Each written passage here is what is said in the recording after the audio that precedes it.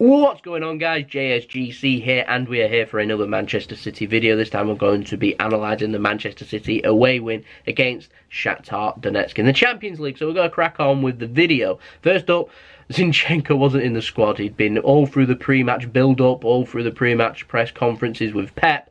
He'd brought his friends and family, 27 of them in fact, to the stadium. Wasn't even in the squad. Ouch. That's really harsh from Pep. Aguero was benched for Gabriel Jesus. We had John Stones returning at right back. We had Otamendi back in the squad and Leroy Sané given a rest. All in all, though, you can say Pep Guardiola did a good choice, basically, with the team selection, in my opinion, because we ended up winning the game 3-0. Now, for the first 30 minutes, Manchester City absolutely battered Shakhtar Donetsk without having our reward.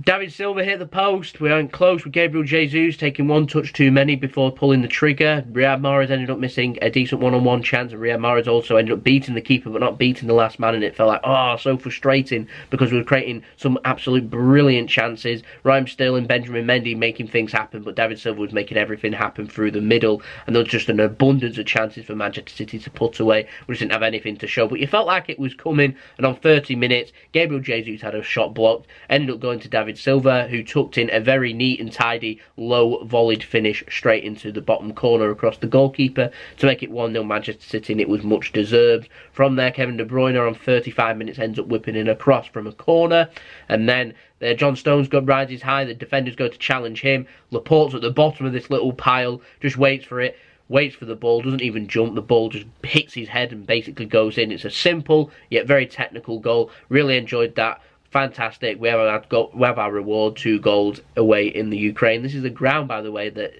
Shakhtar Donetsk had won 5, drawn 2 in European football at home in the Ukraine against English sides before this game. So we're the first side to go and win in the Ukraine against Shakhtar Donetsk in Europe for an English side. So absolutely brilliant that we went and conquered that one, and we did it so comfortably too. So at half-time we were 2-0 up. Brilliant. Should really be more, could have been 3 or 4. David Silva was dominating, very dangerous. He was making things happen in the middle. However, I went in with the thought that 2-0 is a very dangerous scoreline. 1 goal for Shakhtar gets the fans on Man City's back, and if Shakhtar can end up getting control of the ball, which they ended up doing in the second half, then it would make things very hostile and it would make things very difficult. When in reality, the game should have been seen off from half-time. So I wanted Man City just to go out there, press for 5 or 10 minutes, get the goal, and then we'll settle upon that, and that'll kill any momentum that Shakhtar would get. Now, in the second half, Shakhtar were a lot better than in the first half. They were better with the ball. The range of passing was a lot better. They looked more comfortable with the ball. They were making things happen. At one time, they had 6 Brazilian players and 5 Ukrainian players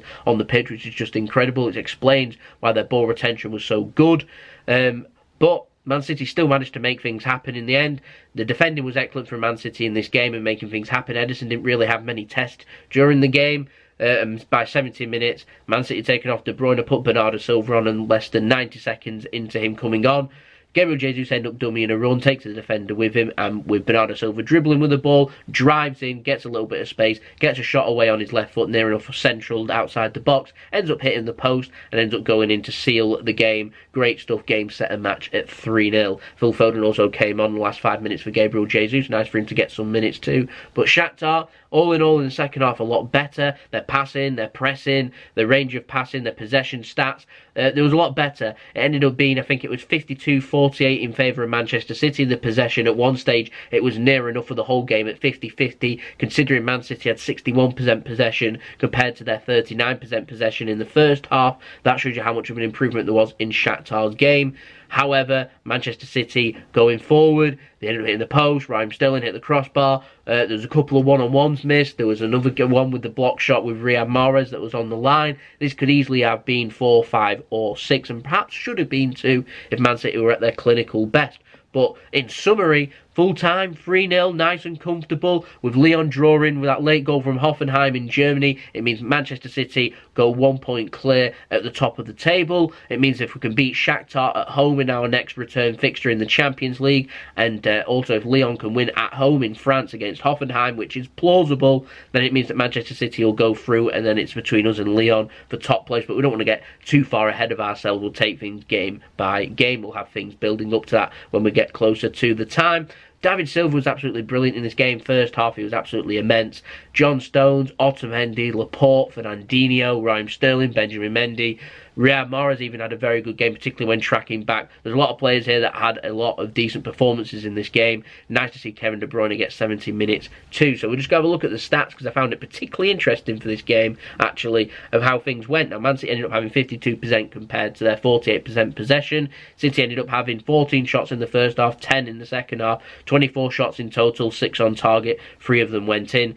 They ended up having 14 shots, 2 on target. In terms of passes, they had an 80% pass completion rate at making 488 passes in the game. City ended up having 543 at a pass completion rate of just under 86%, which isn't too bad in my opinion.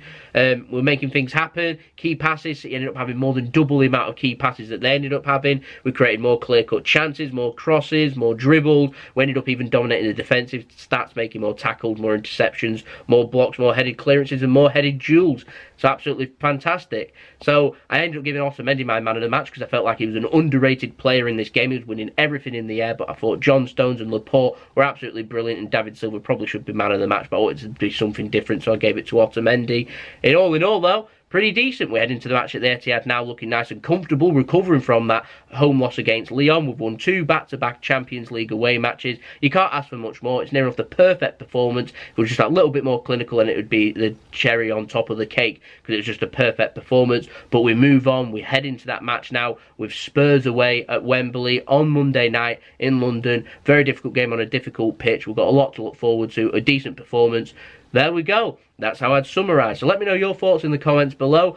Don't forget to leave a big thumbs up if you enjoyed the video. Don't forget to press the big red button, subscribe, put your push notifications on. Don't forget to check out my social media in the description below. And also don't forget to check out my second channel and my brother's partner channel at the end. You want to go check them out, like and subscribe over there, like and subscribe over here. Go and check out my other videos. Don't forget to share the video. Help me grow, and I'll see you all again for the next Manchester City video. So it's been JSGC. Have a wonderful rest of your day. Peace.